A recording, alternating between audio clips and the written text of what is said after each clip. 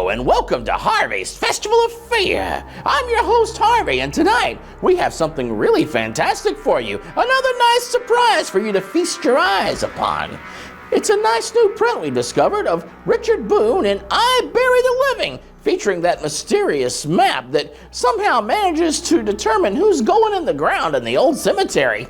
You're gonna love it. Let's get to it right now from 1959. Richard Boone in I Bury the Living.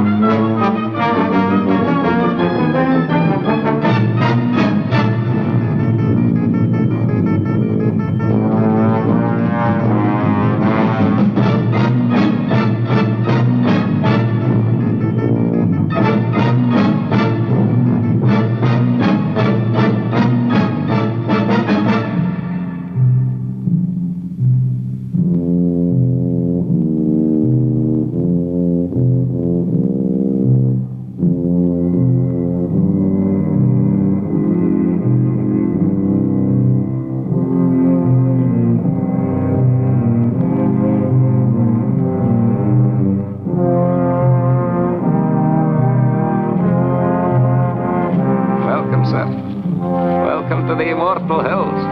Thank you.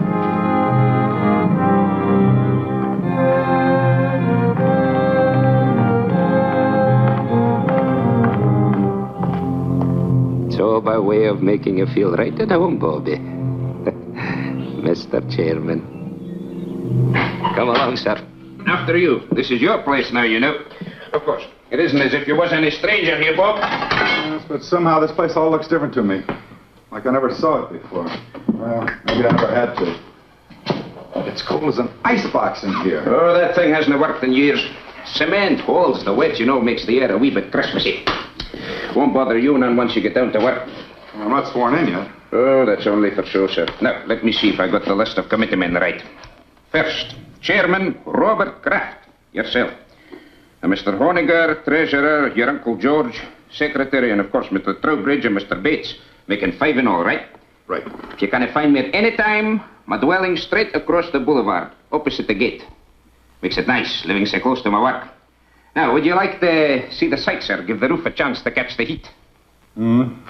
If you get to make a tour, it's a bit warmer outside. That's quite a map. Oh, yes, sir. That's a map of the entire cemetery, down to the weeest speck of dust. Here we are, and here's my shed with the row stone, and there's the gate you come in. Certainly kept it up to date. There's a new mausoleum on there already. Aye. Oh, yes, sir. This map's going to be a big help to you, Bobby. Suppose you got a customer and you want to know what ground we can show him. This is where the map comes in. One look and quick as a wink, you know who's where and what's what. It's them pins that makes it so easy. The black ones stand for the ones that is already there, and the white ones for them as has made their arrangements for the future. Now, for example, here's my place. Lovely, isn't she, Bob? There. Sun in the morning, but gets those trees to give shade in the afternoon heat. McKee, you've been on this job now 40 years, right? Aye. Well, I guess the committee's right. It's high time we retired you. Nothing to worry about. Full pension. You draw the same check every month. I'm to be paid for nothing from now on? No, you're to be paid for 40 years of devotion. And that's something. Anyone in mind to replace you? Oh, I hadn't given it much thought, sir, but, there must be plenty of young and hard-muscled toffs would give the right teeth for my shoes. It's a lovely place to work. You're outside, near Mother Earth. Well, let me know if you find somebody. Oh, I will. Yes, sir, that's quite a map.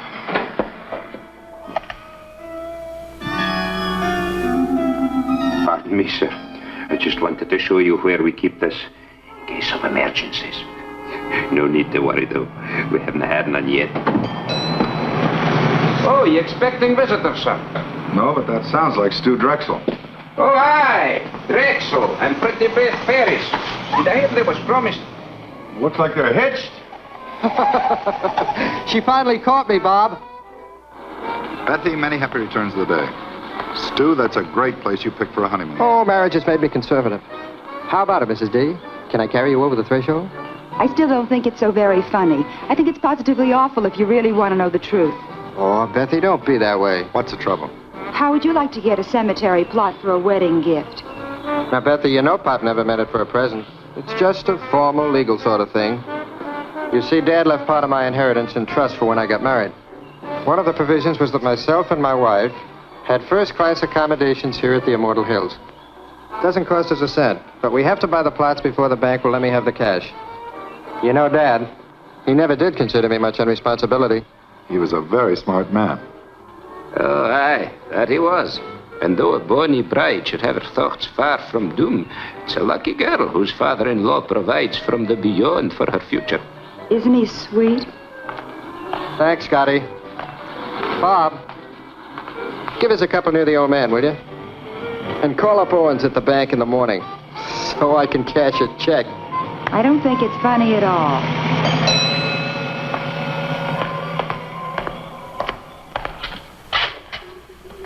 From the last administration, sir.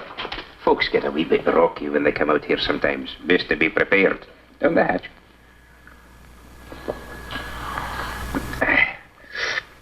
Thank you. Oh, over here. That's where the Drexel bunch is. Ah, it'll get so you'll love it out here, Bobby. It's a fine and green and lovely place. A fine place to slip away from the cares of the world. Slip away and live a wee bit.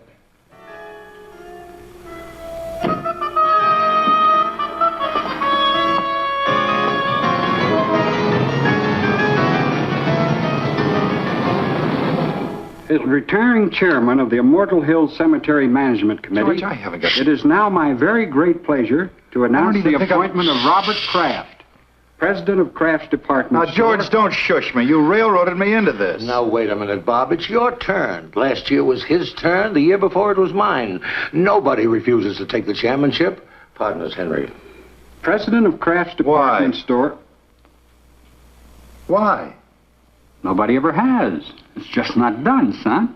Well, can you give me one good reason why I should take over the management of a whole big cemetery when I'm up to my neck in my own business? As retiring Hold it. Of course I can. Tradition. Particularly for us Crafts. You always harp on dignity, honor, prestige. Well, how do you think we got it? Because your great-grandfather, your grandfather, and your father served on every community project, board, and committee that was ever created. They served for free, but they did it for business. That's what a fine family has to do in this town. And you can't refuse to do it without losing a lot of respect from our customers. And another thing, it's just not done. Well, pass me over till next year. I'm up to my ears. Bob, do you realize you're talking about only a few hours a month at the most? McKee, the caretaker, handles everything. All you do is show up once a week and sign the checks. It's getting late, George. Proceed, Henry. Raise your right hand. Well, what about Bill Honiger? Raise your right hand. Do you, Robert Kraft, swear to discharge the duties and responsibilities of this office faithfully and completely to the utmost of your abilities? I do. Congratulations, Bob. Thanks, Mrs. Trowbridge. Thank you, Uncle George. Okay, Miss Lane, you can put through his calls now. Thank you, Mr. Watson. I'll ring him for you now. Hello. There's a guy named Watson on the phone. Says it's urgent. You know him? Of Olds and Watson? Olds and Watson, you know. Oh, the Undertaker's swell. Hello. Well, thank you very much, Mr. Watson. I'll do the best job I can. Yes, sir. Oh, you're kidding. Well, sir, don't worry about it. I'll take care of it myself. I'll be there within an hour. Yes, sir. Thank you. Where's Dad? Have to wait, I'm sorry. Well, now, call McKee. You don't have to go up there every time. This is different. Somebody prominent? Stu Drexel and his wife. Stu and Betsy. Now, just in case you weren't paying attention to the beginning of the film here, the young couple, Mr. Drexel and his wife, they got cemetery plots for a wedding gift. What a great present! Anyway, good old Chairman Kraft, having just had a shot of hooch there and not really paying attention, accidentally put black pins into their cemetery plots instead of white pins. And now, all of a sudden, they're dead! Well, if he keeps this up, those plots will all be full by the end of next week. Excuse me, sir. Butler, what are you doing here? I didn't ring for you. I'm afraid I have something rather disturbing to share with you. Spill it, Butler. I'm trying to work here. I'm afraid you'll have to come with me, sir. Did you stop up the toilet again? I told you, no more than 5 enchiladas. No, sir. The embalming room.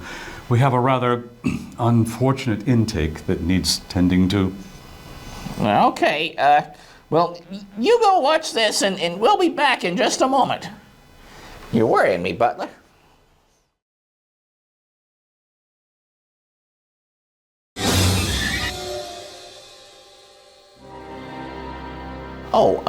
Welcome back to Harvey's Festival of Fear. I'm going to go ahead and send you back to our classic horror film right now, Richard Boone and I Bury the Living.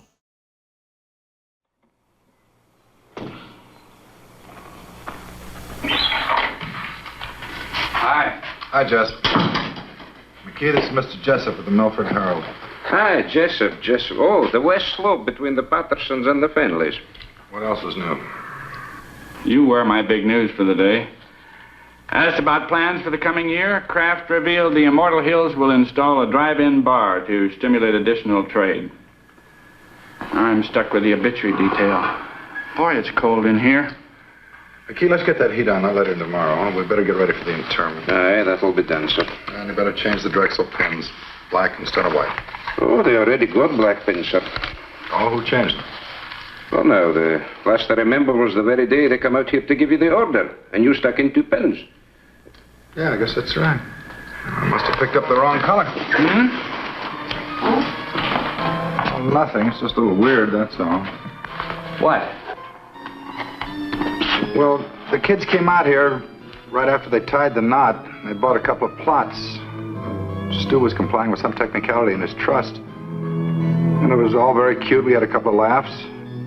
And afterwards, I jabbed 2 pins in the map, white pins, I thought, just to make it official. And I hear today they've been killed. And the maps had them on the blacklist all the time. Okay, so what? Well, nothing. It just made me feel a little eerie, that's all. I think he means he marked the young couple for death, sir. Yeah, I guess that was it.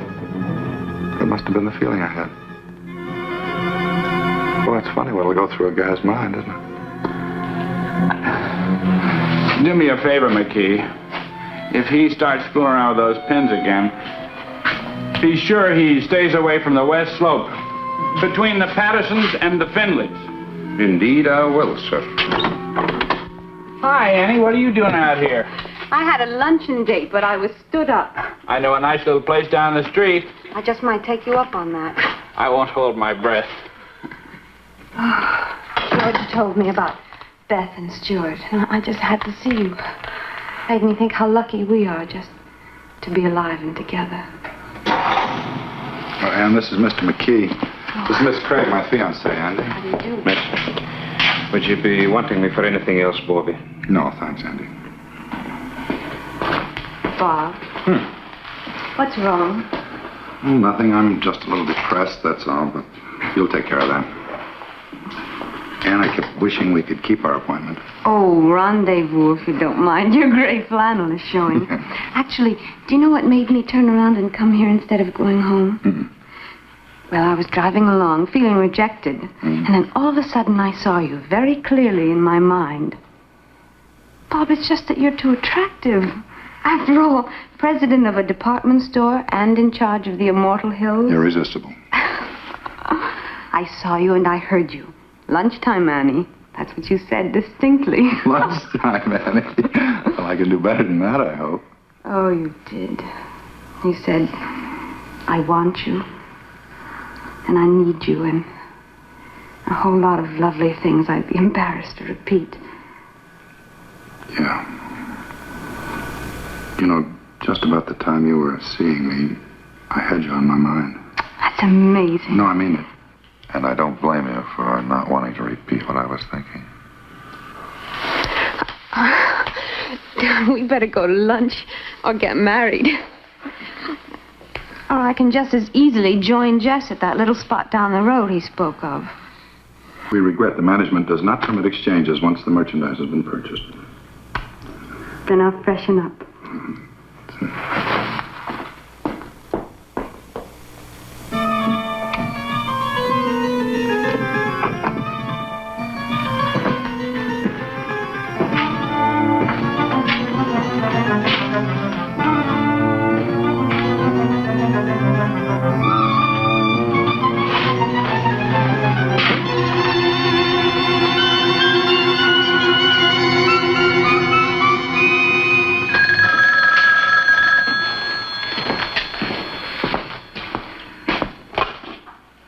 Immortal Hills Craft. Hi, Carl. No, terrible. No, I'm sorry. The funeral's been confined to the immediate family. Yeah, all right, Carl. I'll see you later.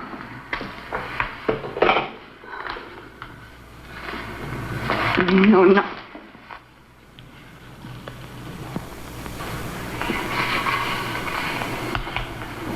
Yeah, you're right. What? You're right. We are lucky to be alive. Be with each other. Come on.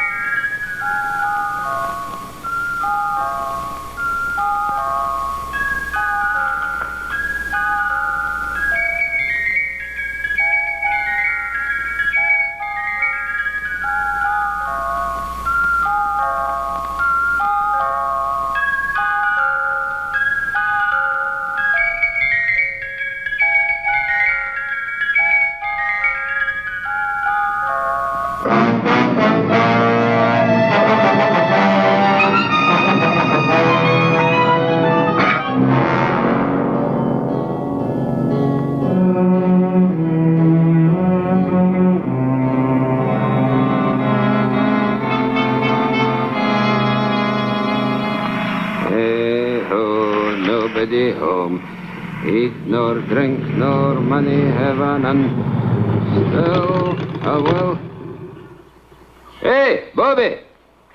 Be happy. Hey, ho. Ah, I picked the Strexel stone for glass. Fine and rich and swirly. I'm a granite man myself. Bobby! Bobby! I've got a surprise. Found your replacement. Oh, well, no, not yet. But I'm scouting the countryside. This is far sweeter.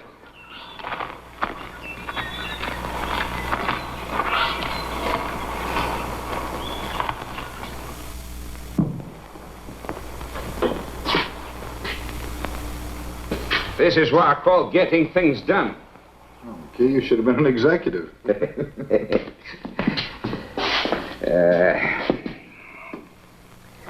Hey, best take off your coat, Bobby. You'll be getting overheated. Fairly quiet this week. Only one passing. Now, if you'll just sign these. Let's get rid of these flowers. Oh, aye, they smell a wee bit sickly. I was hoping to keep them for the burial this afternoon. We need much help? Oh, no, this is just an average funeral. They don't come like the Drexel doings every day, thank the Lord.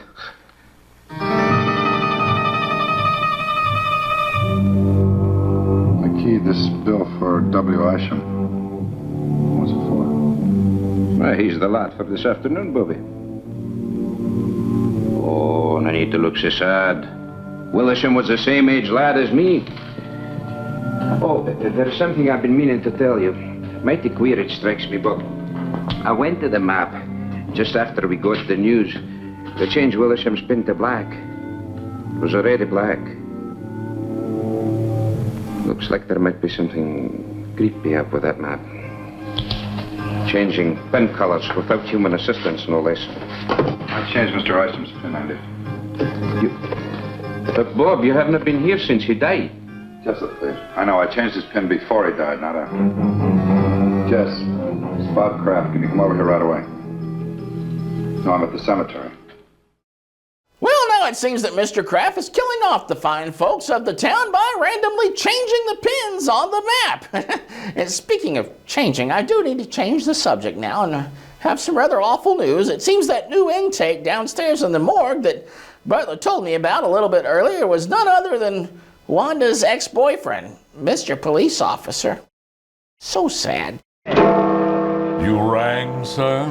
Yeah, Butler, I was thinking, Mr. Police Officer and Wanda, they broke up and all, but it was because she thought he was cheating on her.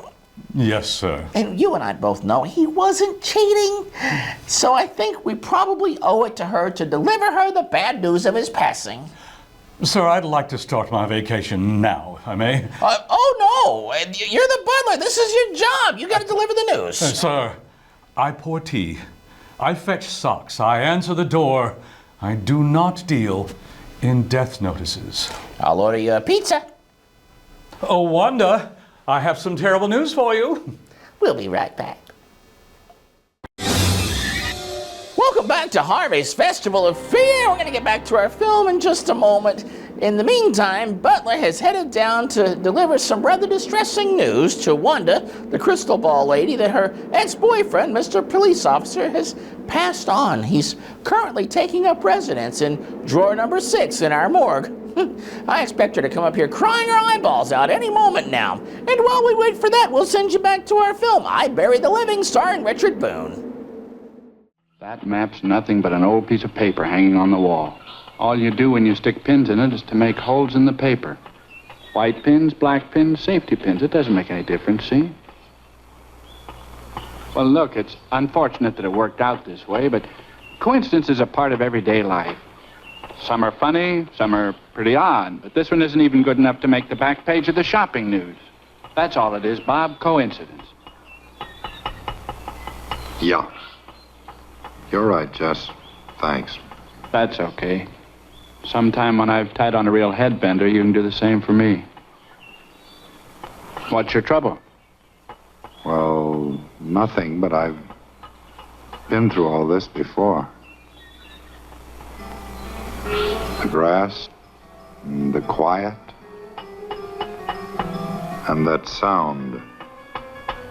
I never knew what it was. It's the sound of a name being cut into a headstone.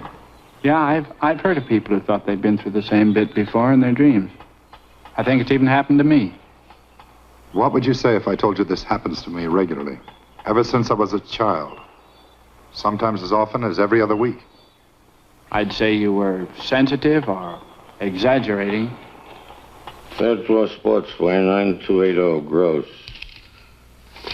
Compared to 8500 as the same date last year. Basement sportswear. I'm going to call Bates and Honiger and Trowbridge right now and tell them I'm quitting. Don't worry, George. Nothing drastic will happen to the store. My mind's made up. You mean mixed up? I've lived in Milford all my life, and I can't remember any man who ever let that place get the better of him. Why, when I was chairman, I'll bet I stuck the wrong colored pins in that thing 12 times. If I ran out of one color, I used the other. You've only been down there a couple of times. George, I put black pins in the map for the Drexel couple the day they were killed. Now, I didn't think anything of it at the time.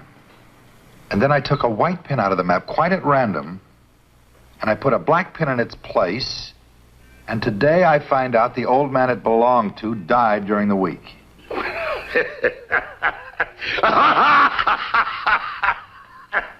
Bob, that's terrible.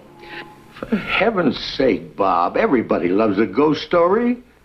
Where's your sense of humor? You don't really believe that stuff you're telling me, do you? No. But I still think I may be learning something about myself.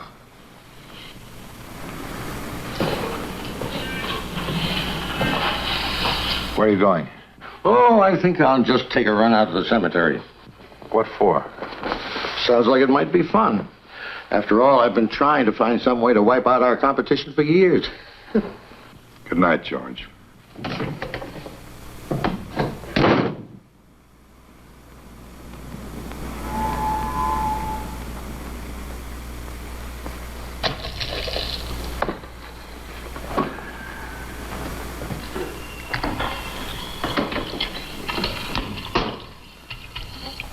You want to take my car? All right.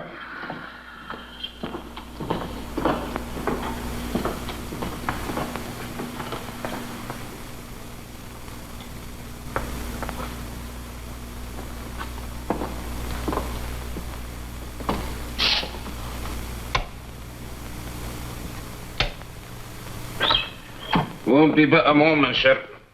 No, don't bother, McKee. I think I've got it.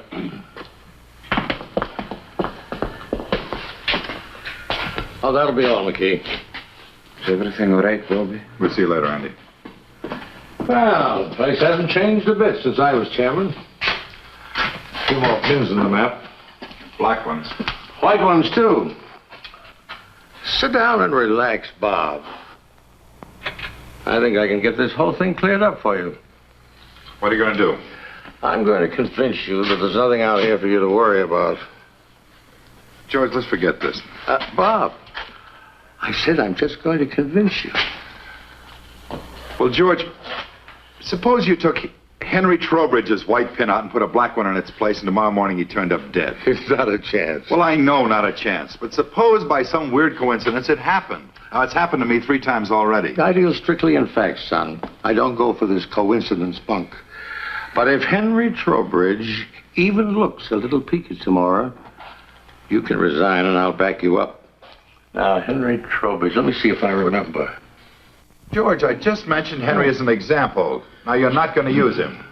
Well, Henry's as good a choice as anybody, considering he directly preceded you as committee chairman. Wait a minute, George. You better let me put the pin in. If you do the honors and nothing happens, it won't be quite as conclusive. By all means, let's not diverge from the established pattern. But I'll have you know, I was no slouch when it came to pinning the tail on the donkey when I was a kid. No reflection on Henry. Go ahead, Bob.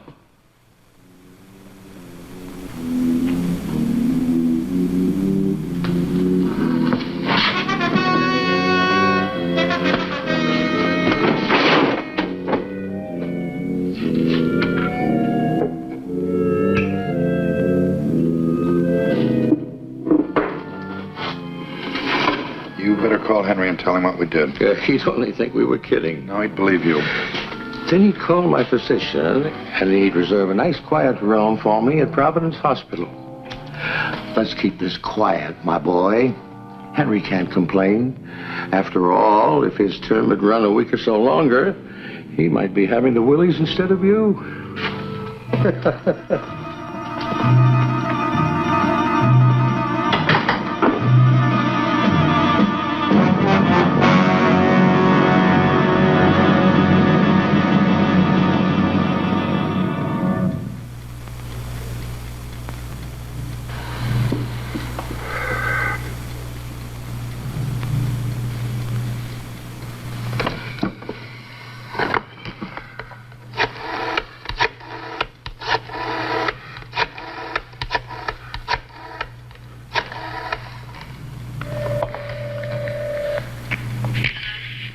Hello, Miss Trowbridge. This is Bob Kraft. What are you doing up so late?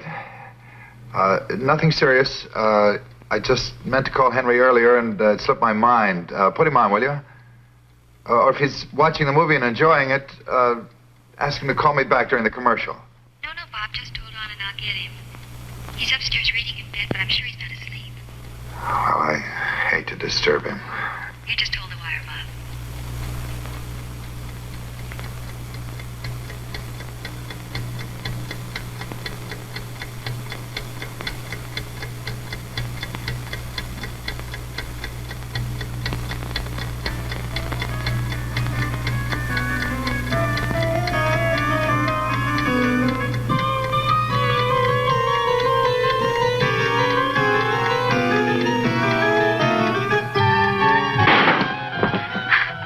Hello, Henry?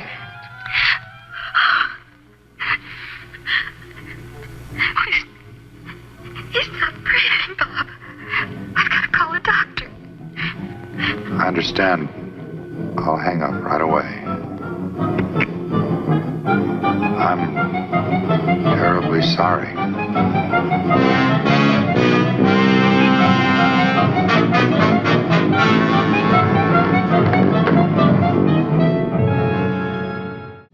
Well, I guess old Bob was right about changing those pins out, wasn't he? Oh, hi, Butler. What are you doing up here? Your pizza is on the way. Did you do what I asked you to do about telling Wanda about that unfortunate news? No, sir. She wasn't there. But I did find this. It was hidden behind her bookcase. This is the map of the whole cemetery. Fast Freddy used to keep this on the wall in his office. Take a look at the plot purchased many months ago by one Mr. Police Officer. Okay. I don't see it. You might not be able to see it, sir, because it is filled by over 20 black pins. 20 black pins? Did Wanda do you think that... Oh, no! Oh. Wanda! Wanda!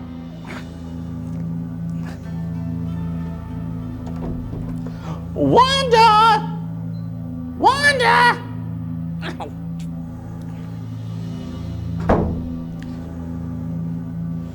Hello, and welcome back to Harvey's Festival of Fear.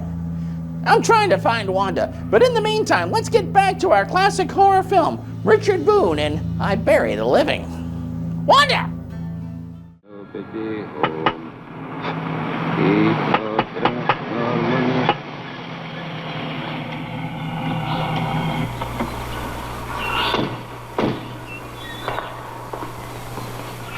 Wait here. This won't take long.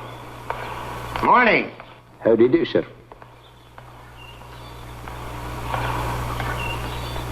Well, I don't understand it. Jess said he'd be here in 20 minutes. Lieutenant Claiborne? So that's it, huh? Sure big enough. There are the black pins, eh? We're particularly concerned with these four. Isham, and the Drexel couple, and now Trowbridge. Let me get this straight, Mr. Kraft. You say that every time you stick a black pin in the map, people turn up dead? That's right. Well, go ahead, Lieutenant. You think I'm a crackpot, and I hope you're right.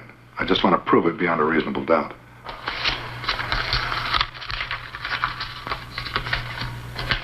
Stewart and Elizabeth Drexel, DOA, Emergency Receiving Hospital, result of highway collision. William Isham, cause of death, cerebral hemorrhage. Henry Trowbridge, coronary thrombosis. Well, the rule is this. Where no evidence of homicide exists on initial investigation, the matter will be dropped. Investigated and found nothing. Sorry. Jessup? What's new, or should I say real? Nothing like murder, if that's what you're after. I'm sorry Bob saw fit to disturb you, Lieutenant. No harm done. What do you make of it, Jess? I keep telling him it's just coincidence. Yeah. If I were you, Mr. Kraft, I'd take a week or two off. Take it easy. You'll forget all about it. If you're going to use the story, kindly refrain from mentioning my name. I know. Lieutenant Claiborne, with an E on the end.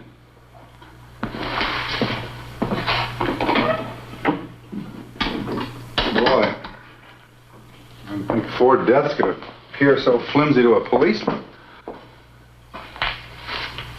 You never should have called the police. Rayborn's one of the best. Any other guy might have looked for a big, heavy book to throw at you. Yeah, maybe you're right. On the other hand, maybe that thing's dangerous. Really dangerous. Or maybe the element of danger is in a man. In me. Bob. Is there something different about me, Jess? I'm really beginning to wonder. Hey, buddy. If there is anything to this map bit, don't go blaming it on nameless forces. Maybe somebody's trying to scare you. Could be you got an enemy or two.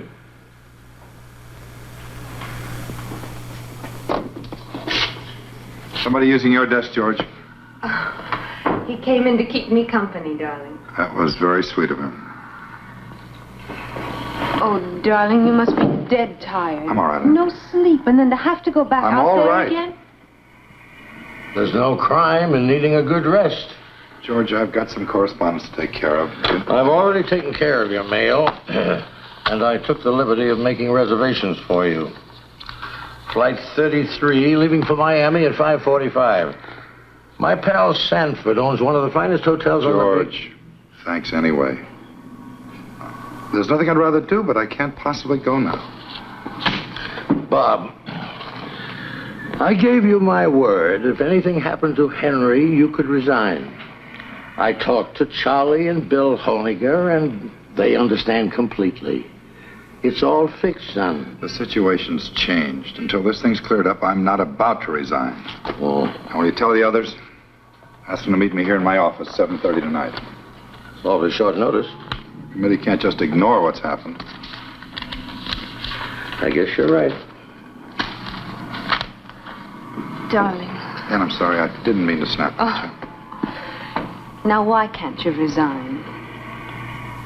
Well, because possibly something real, unreal, I don't know, is waiting to kill one of us every time I jab a black pin into that map. Bob, if you're talking about Henry Trowbridge, the poor man died of a heart attack. Heart disease is the country's #1 killer. Maybe not in Milford. Oh, Bob, you can't mean that that map is literally killing people? No, Ann, maybe it isn't the map. Well... What about the other day? You saw me, you heard me. Lunchtime, Annie, I want you, I need you. Bob, I was obviously trying to bring a little romance into our very dull and dismal lives. No, Ann, don't try to deny it. I do deny it. Bob, I love you. I'm not in any sort of occult thrall to you. Hey, can't you take a joke?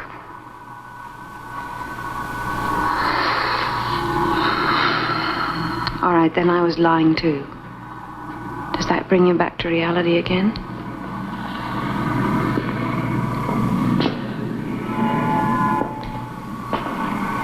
Bob, I think we better take advantage of those plane tickets. George's Mr. Sanford's could be best man. The offer's awfully attractive. I love you so much. And if you're going to cry, do it someplace else.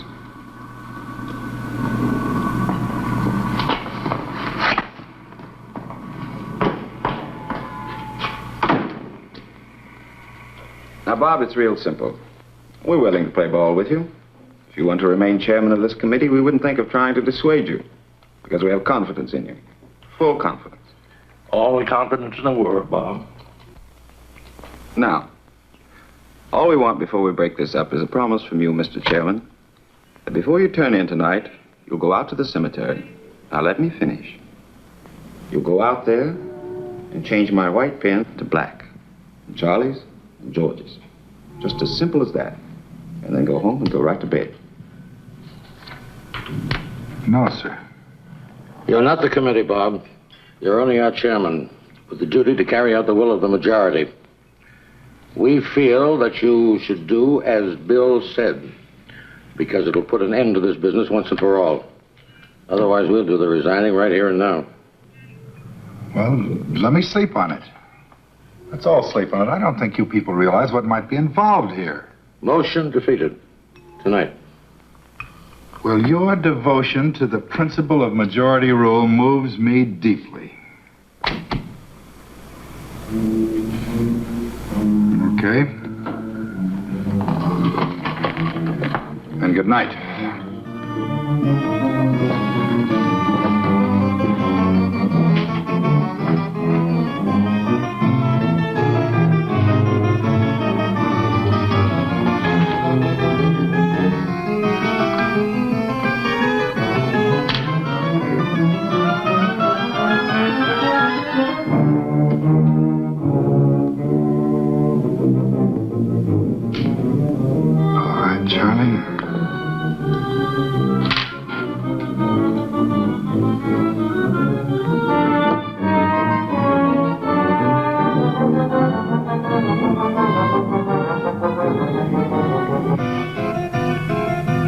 Here goes nothing, Uncle George.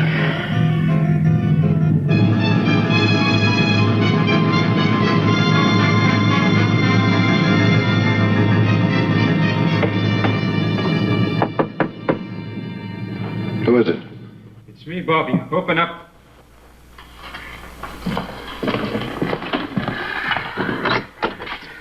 I seen your car lights from my window driving through the gate, so I come running. You needn't have bothered McKee. You put in a full day already. Now, I'll see you tomorrow. No. Bobby, please. Bobby, listen. When you locked and bolted this place, I said to myself, now there's a man who knows his business. That's what I said. He may not know everything, what's behind it, but he knows when a thing's to be fooled with and when it's to be left alone. There's nothing to fear with a man like Bobby Kraft at the tiller. That's what I said.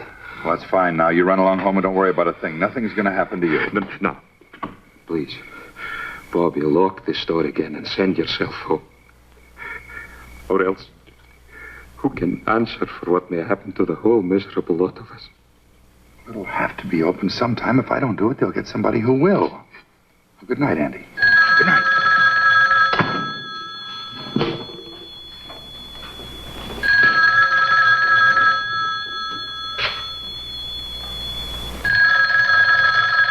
Andy, go home.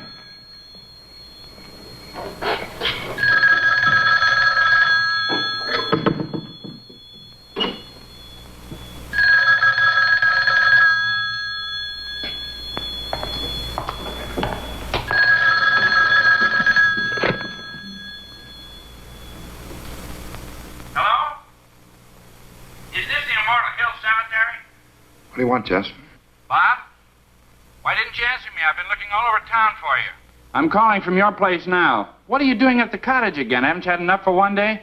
Jess, I think I've done something terribly wrong. Oh, Pete, what are you talking about? Well, we had a meeting of the cemetery committee after closing tonight. Bill Honegger, Charlie Bates, and George, everybody. And they voted to make me come out here to the cemetery and stick black pins in the map for each of them. Just like it was some kid's nightmare. So I did it. Jess, there's a black pin in that map for Charlie Bates and Bill Honegger and George. And if anything happens to them, to any of them, it's my fault, nobody else's. Nothing's going to happen to them, Bob. As a matter of fact, I think they did you a big favor. I've never heard of a coincidence involving 3 people dying all at once. By tomorrow at this time, this whole big worry of yours will be nothing but a lot of hot air. Yeah. Well, I hope you're right, Jess. I guess there's nothing for me to do but see this thing through. I think I'll check on it myself and see... Bob? Bob?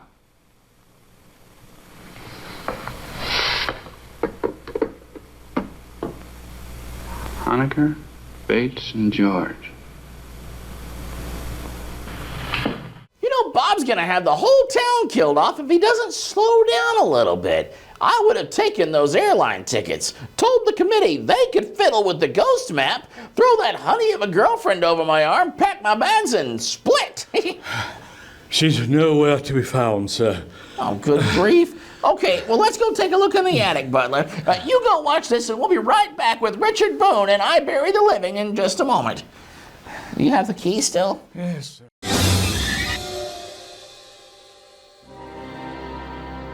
I knew there were bats in the attic, sir, but I never knew how many. And you know, that's only about the last 10 years of guano. I cleaned that place out in 2013. Prison was a cakewalk compared to this place. Okay, let's go and look in the hearse. You know, she likes to take naps in the back sometime. Oh, I hate that car. Oh, come on, let's just go.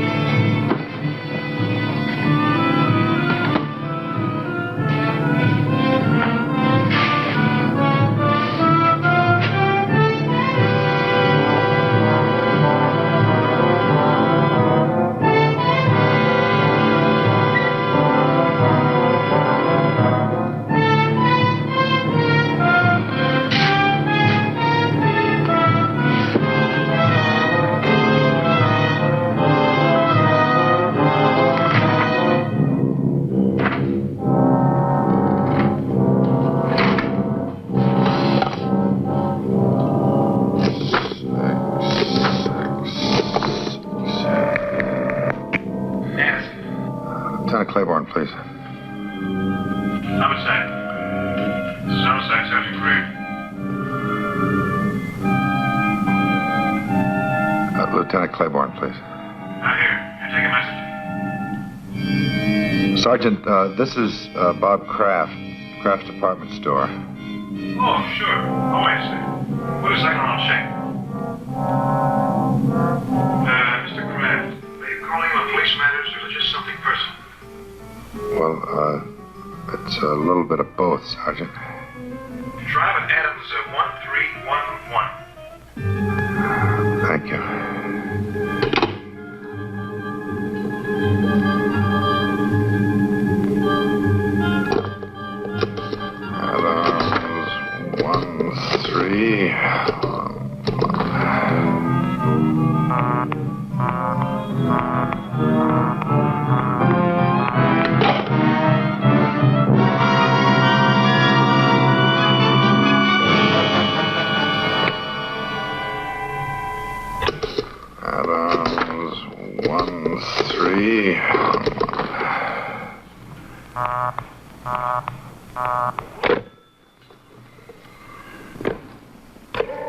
Adams 1311. Adams 1311.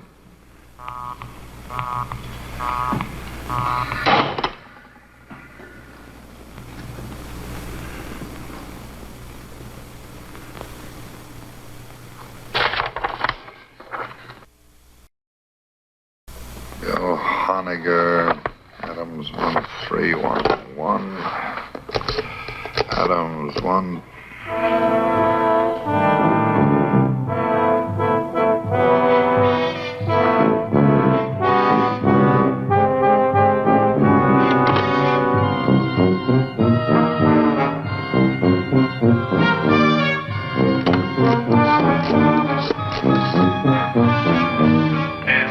Homicide. Yes, sir. Homicide. This is Bob Kraft speaking. I can't get through to that Adams number.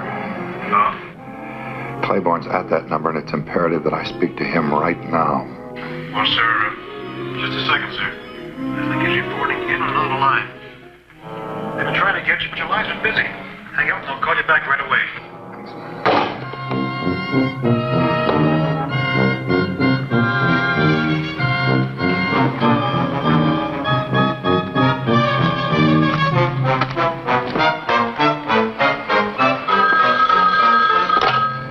Something happened to Bill Honiger.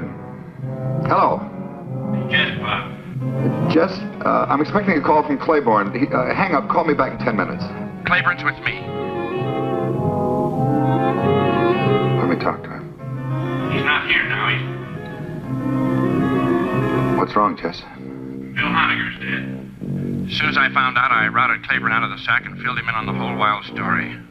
We were over at Honegger's in 10 minutes with 2 squad cars detailed to cover Charlie Bates and your uncle. How did Honegger get it? Well, he didn't. That's the trouble. What? Poor guy just dropped dead. Nothing out of the ordinary. Bates? Charlie Bates? They found him in his apartment. Say it. No homicide. He just stopped breathing. George? George, yeah. I called and told him about Honegger before I left for Claiborne's. By the time the police got there, George had already left. Oh, they'll find him, Bob. Don't worry. I'll be waiting for word about George. Let me know.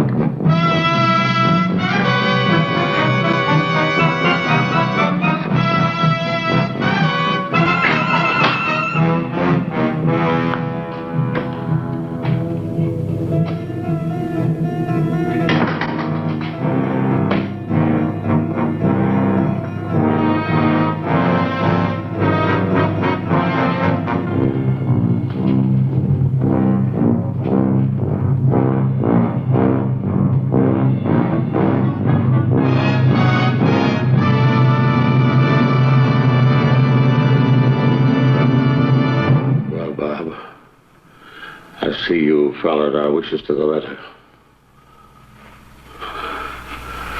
Come on. I'll drive you home before you catch pneumonia. You 3 men made a terrible contribution to this town tonight, whether you meant to or not. I'm not going anywhere, Uncle George. I'm staying right here. Well, I'll admit that what with Charlie and Bill going so suddenly. Charlie and Bill and Henry and Isham and Beth and Stu. Stop looking at the map. You're looking at it. I'm looking at you. We're both waiting. Aren't we, Uncle George? Waiting to see if you escape. Escape dying? Nobody escapes that, my boy. The only question is how long. The only question is, does a man die in his own time or in the maps? So far, everyone's been forced to conform to its schedule. Everyone but you.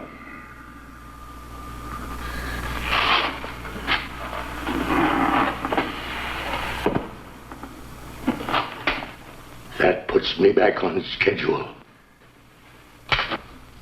My own schedule. If it makes you feel any better.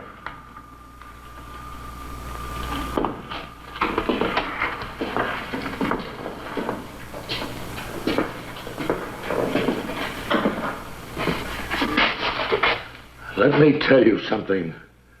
From now on, if you want to see me, you're going to have to come down to the store. I won't make another special trip on your account. The next time I see you, George, we'll both be right here.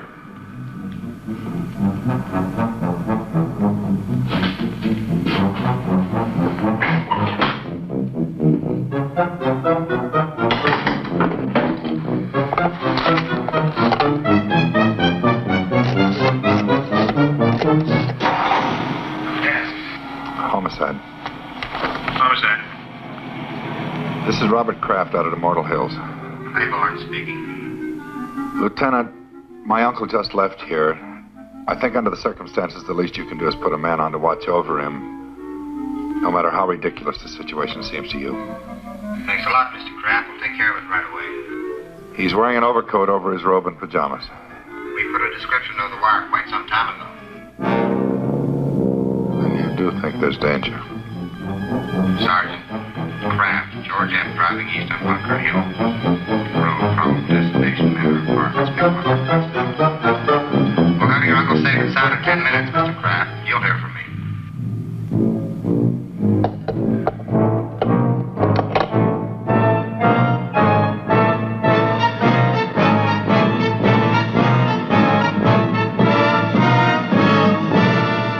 You know, Butler, the more I watch of this film, the more I think that maybe Wanda put some sort of voodoo curse on our map so that she could take out that slimy ex-boyfriend of hers. Yes, sir.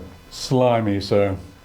Anyway, that's not the case in our film tonight. It seems that that map keeps growing larger and larger with each and every scene because, well, you know, they're trying to show that the map is slowly taking over the psyche of Mr. Bob Kraft. It's a pretty interesting element. We'll get back to that here in just a moment. More Harvey's Festival of Fear right after this. Where do you get the best gifts for Harvey fans everywhere? At Harvey's store, of course. Stickers, pins, DVD sets, t-shirts, and more. Click store at festivaloffear.tv and order now.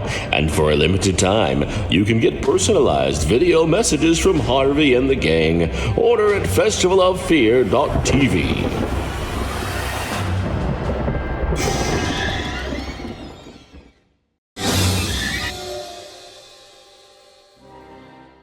Yes, Mrs. Cranston, her name is Wanda. No, she's not my wife. We just both live here because we work here. Yes, if you see her, could you send her back? We've got some rather distressing news we need to tell her. The ape man? Oh, no, we got that situation under control. All right, yeah, if you see her, send her our way. Thank you, Mrs. Cranston. You too. No, ma'am. Yes, ma'am. All right. Bye-bye. That was my nutty neighbor, Mrs. Cranston. We're trying to find Wanda so we can tell her our bad news. In the meantime, though, we're going to get back to I Bury the Living, starring Richard Boone here on Harvey's Festival of Fear. Are you sure your uncle was out there tonight? You didn't just think you saw him? I told you he just left here. That was 2 hours ago, and no sign of him anyplace. I put out on all points after the first hour. He's not on the road, and he's not home. Hold the wire, Lieutenant.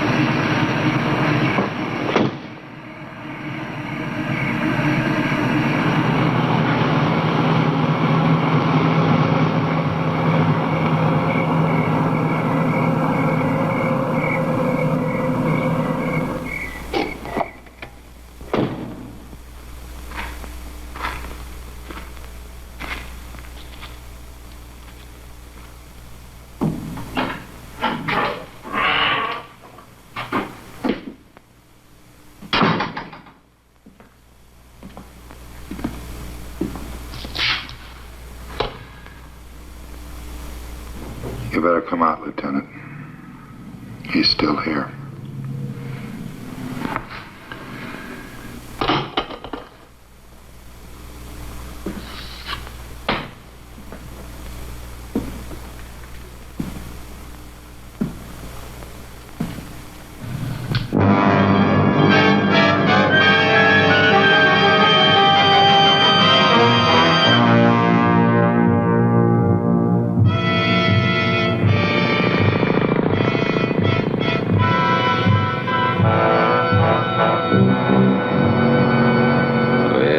All the day, Randall, my son, where have you been all the day? Andy! Someone, I've been out hunting, mother, I've been out hunting. Mother, make my bed soft, mother. Make my bed soon, for I'm sick. Andy!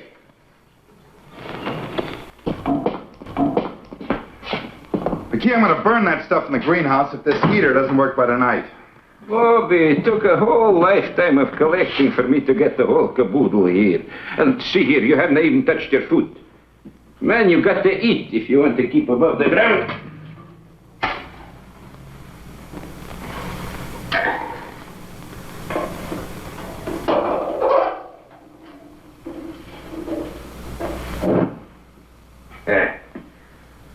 Lights for me, Bobby. Of course, I can't answer for what happens after sundown.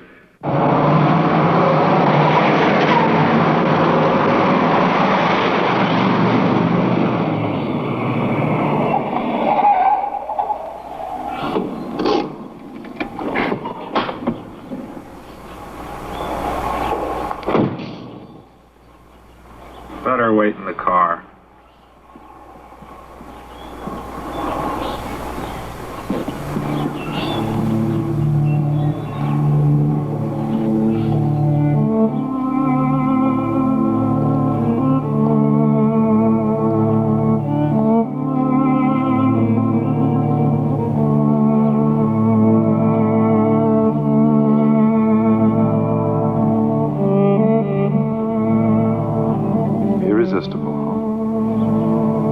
Aren't I crazy?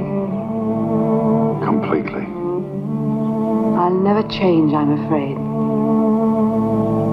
Annie, I'll see you later. Bob, please. I take it back. What? That day in the car, I did see you and I did hear you. I really did. I should never have denied it. It's all right, Annie. I'll see you later.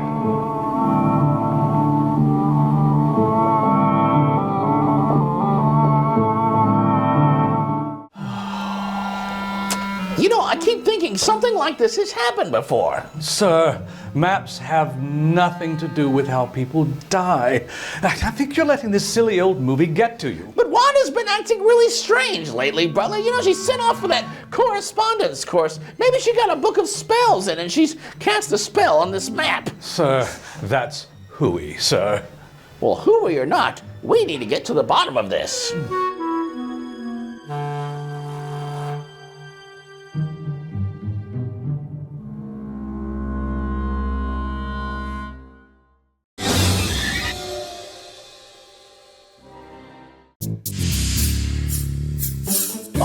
Welcome back to Harvey's Festival of Fear. Hey, you know, if you see Wanda, would you tell her to come back here to us? But don't tell her about her ex-boyfriend. That's our job. Let's get back now to our classic horror film, Richard Boone in I Bury the Living.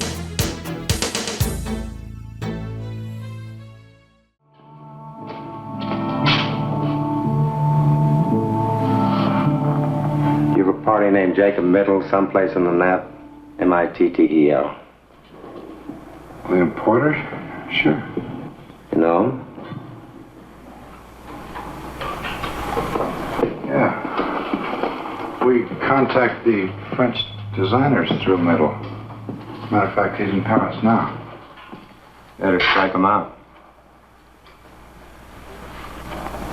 Jenny? Go ahead.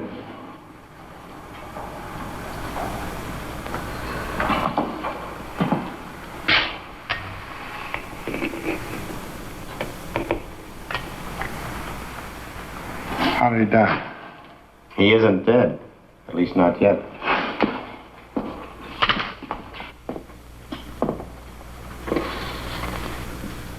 I know what you're thinking, Mr. Kraft.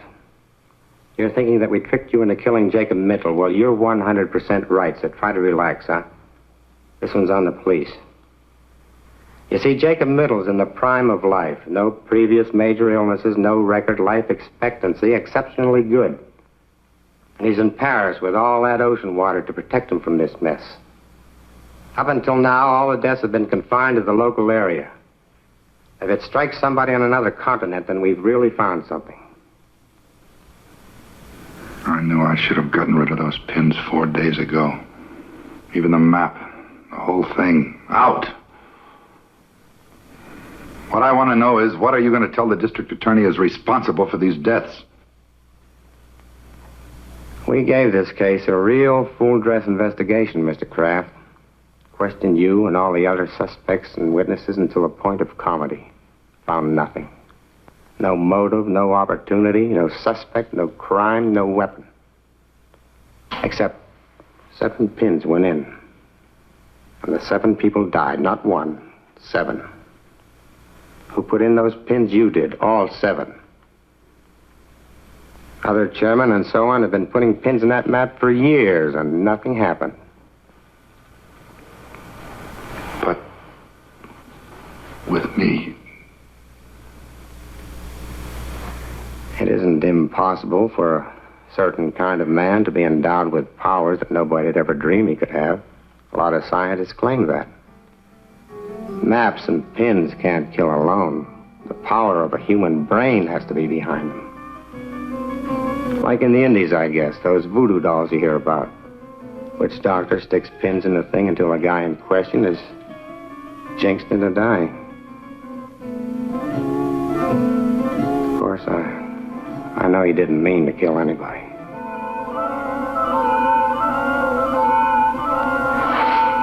I have to get back. You'll hear from me the minute we get word.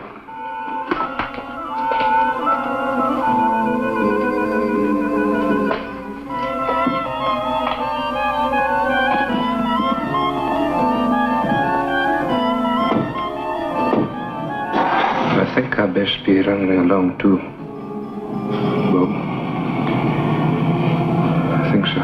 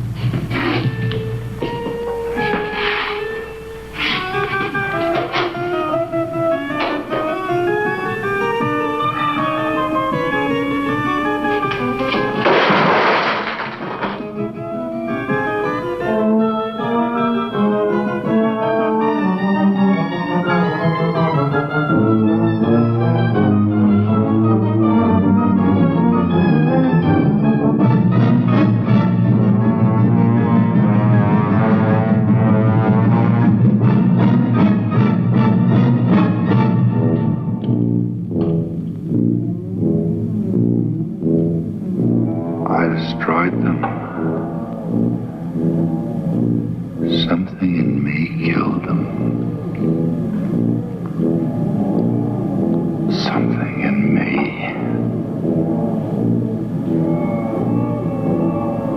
But I couldn't refuse the job.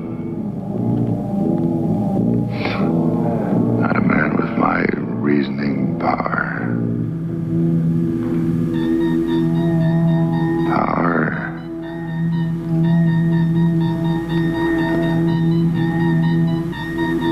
If I have the power of death using the black pens, then I must have the power of life using the white ones.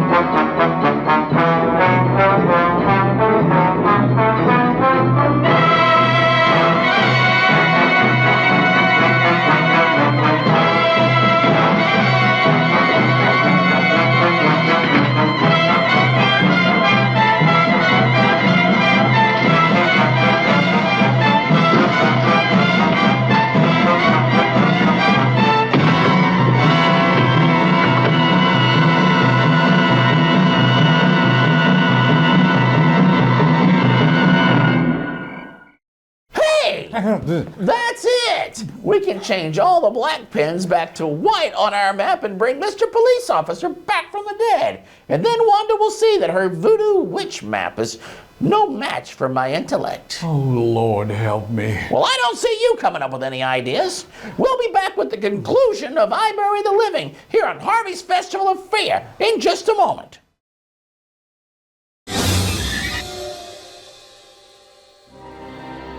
Welcome back to Harvey's Festival of Fear. We're going to get back to our classic horror film for the shocking conclusion in just a moment. But first, I've decided to put my foot down. I'm calling the police and reporting the murder of Mr. Police Officer by Wanda the Crystal Ball Lady. Hiya, sweeties. What you doing? Wanda, where have you been? Well, that's no way to greet your famous crystal ball lady. Well, Wanda, actually, we know about Mr. Police Officer, and we know about this. Yeah, so that's Freddie's old map. Yes, it is. And there is Mr. Police Officer's grave, with about 20 black pins in it. He put those there, and that's not his grave. It's the gravesite of Mr. Perry Oliver, not Mr. Police Officer.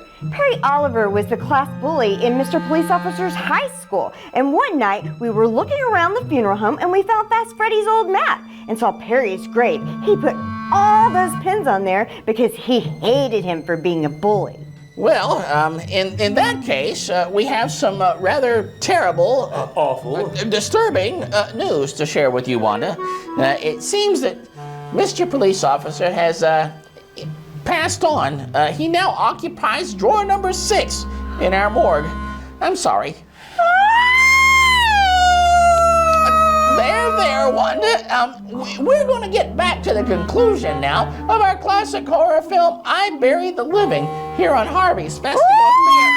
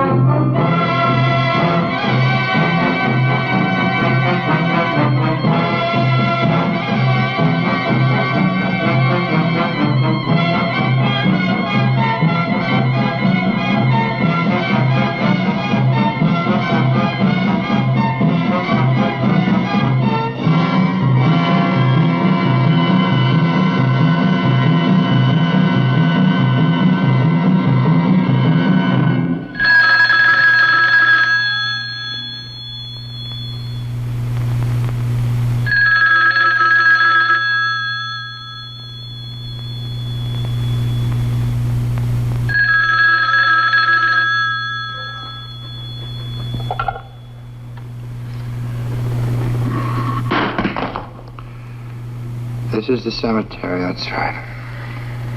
This is Rosamund Middle. Rosamond, I don't... Yes? Can't you hear me? This is Rosamund Middle. Jay's wife. Rosamond, yes.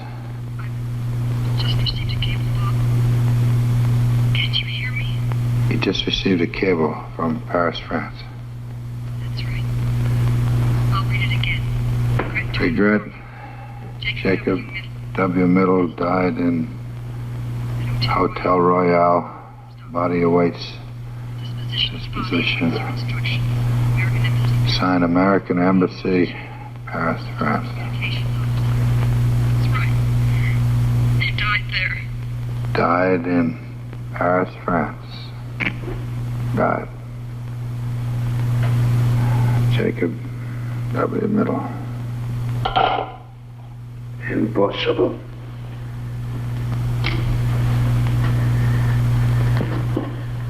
Impossible. He cannot be dead. What? What? You still think that thing's the killer? Or your own puny power, Mr. Chairman? The only power you or that map ever had was me, so far as killing goes. You marked them for death, Mr. Chairman, but who did the deed? Andrew McKee. Oh, Andy. Why? You and your high and mighty committee, turning out a man with 40 years of service on the grounds. 40 years. I told you, Andy, a full pension. It isn't cash what keeps a man going, lad. What keeps his feet on the ground and keeps him on the job till the Lord makes him quit. The Lord, but nobody else. This is my hills, my lands, my activities. Aye, we come a long, dark road to put this gun to your head, Bob. Andy, we never tried to take anything away from you. Aye, I made sure of that.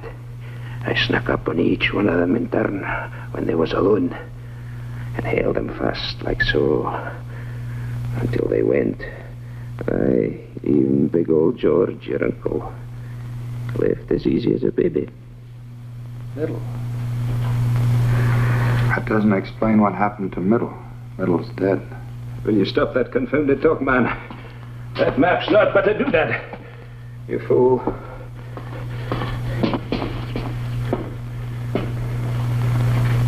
There is nothing to fear here.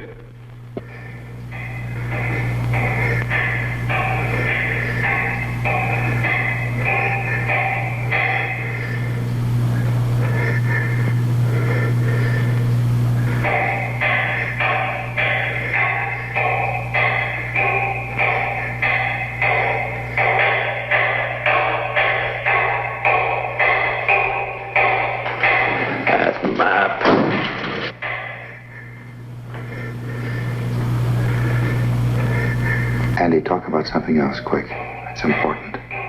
We're finished with talking. Finished you are with maps and pins black and white. Talk about something else, I said. It's important right now. Talk about anything else. Now.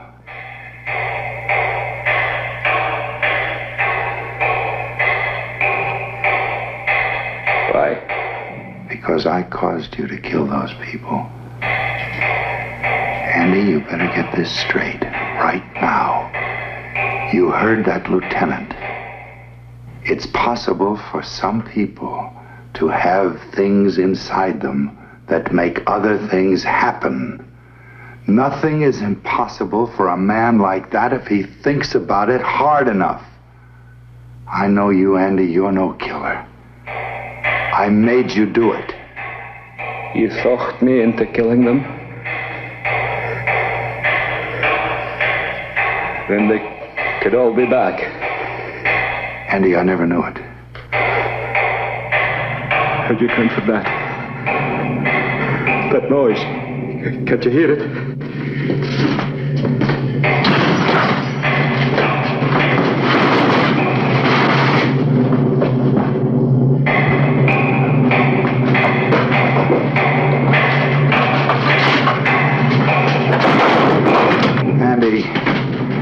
stop. There's nobody.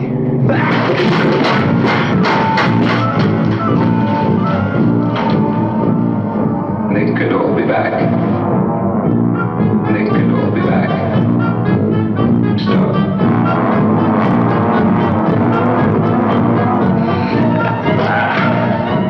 Don't let them take me, sir. Go with that. You should have stuck in and white feathers for it. But now it's too late. Too late.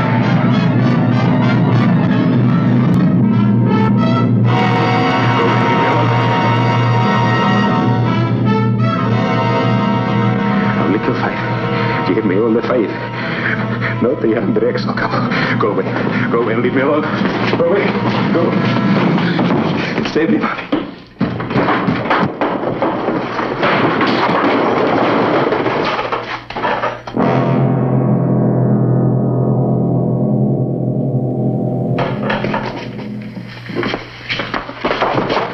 He's dead, Lieutenant. All right, forget the normal procedure. Get him out of here.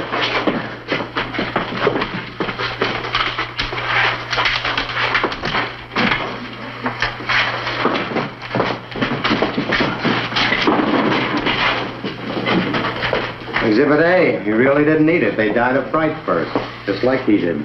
You're forgetting about those 7 trips to the mausoleum, Lieutenant. 7 bodies, 7 trips. They helped. Lieutenant, Jacob Middle died in Paris. Well, that was a plant, Mr. Kraft. Middle's all right. Sorry we had to put you through this, but it was the best way to make McKee come out in the open. Mrs. Middle stayed up all night at headquarters, waiting for us to call in. A radio car is posted just outside. We signaled her to phone you and tell you that lie about her husband. Am I getting through to you, Mr. Kraft?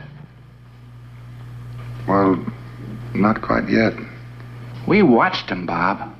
He actually managed to unearth all 7 of them. Wonder what got into him. It was those white pens.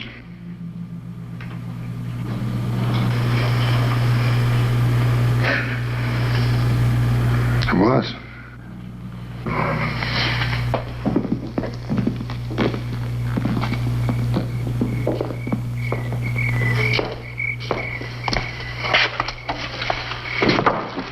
Annie, I lost my overcoat. Oh, where? Which one? I'll get it. No, never mind.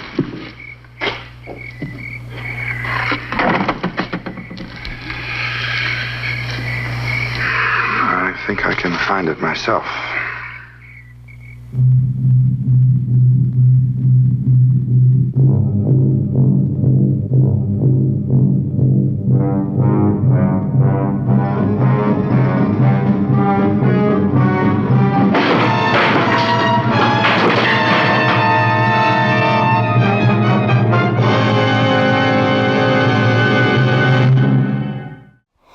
What a freaky ending to a freaky film. And bad news for Wanda the Crystal Ball Lady, as her ex-boyfriend is chilling out in the morgue right now. But hey, look on the bright side. At least she didn't kill him. Yeah, of course I didn't kill him, you twit! How could I hurt such a sweet, dear man like him? Well, she seems to be taking it as well as can be expected. I'm sure by the next time we meet, she'll be just fine.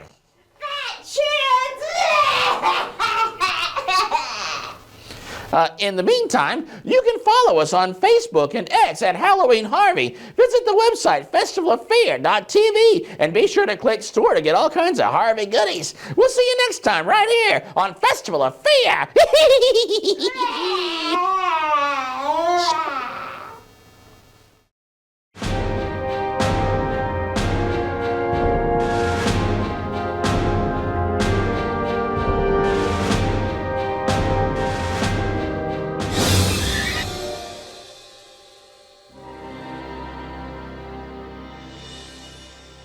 Welcome back to Harvey's Festival of Ear.